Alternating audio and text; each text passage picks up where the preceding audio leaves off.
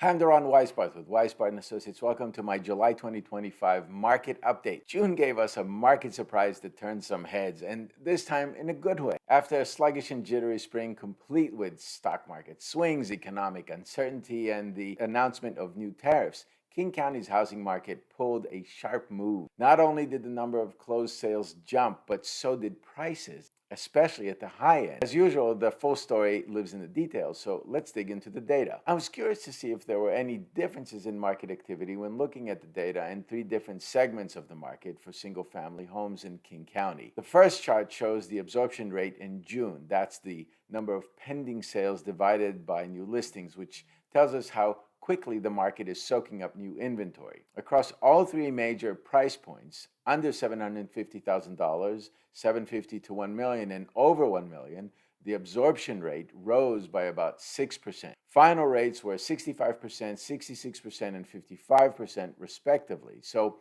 while the increase was uniform, the high-end market is still moving more slowly overall. But that's not the whole story. Here's where it gets interesting. Take a look at this second chart showing the number of homes sold in each price bracket. Even though the high-end market had the slowest absorption, it still saw a noticeable jump in sales volume. It wasn't a broad-based surge, it was a targeted burst of activity from high-end buyers who are often less affected by interest rates or market jitters. And that's what brings us to this third chart, medium home prices by segment. You can see that prices rose most dramatically in the higher end tier. So even though absorption was lower, that concentrated buying pressure on fewer premium homes pushed prices sharply higher. So it's not that prices jumped across the board, it's that a handful of heavyweight sales tipped the scales. Pretty wild, right? Now, you might be wondering, with slow absorption and economic jitters, what's keeping this market from tipping? One key factor is the sharp drop in new listings, which fell 20 to 30% across all price tiers from May to June.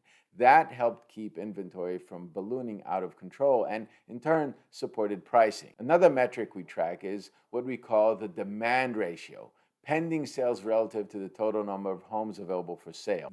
That ratio stayed flat from May to June in all price segments, which tells us that while activity increased, the pace of listing declined enough to keep things in relative balance. By the way, if you want to review all of these charts and explore the data at your own pace, you'll find everything in my July newsletter available online and for download for free at weisbarth.com/newsletter. That's weisbarth.com/newsletter. So, what's the takeaway? The high-end market may be slower moving, but it's leading in price appreciation. And while overall buyer confidence isn't quite where we'd like it to be, lower inventory and targeted demands are keeping this market resilient. If you're planning to buy or sell this year, strategy matters more than ever. My team and I will help you build a plan that fits the moment, no matter what kind of market we're in. And remember, when you're working with us, you're also supporting Akin, an amazing nonprofit helping kids and families in need thrive. Your real estate decisions are making a real difference in our community,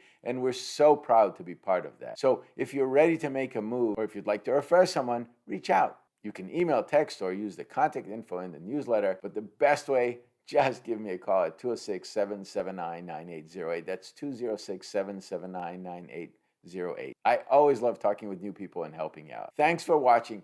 Don't forget to like, subscribe, and follow for more updates. And be sure to check out the full July newsletter at weisbarth.com/newsletter. I'm Doron Weisbarth with Weisbarth Associates. Enjoy this amazing weather, and I'll see you next month.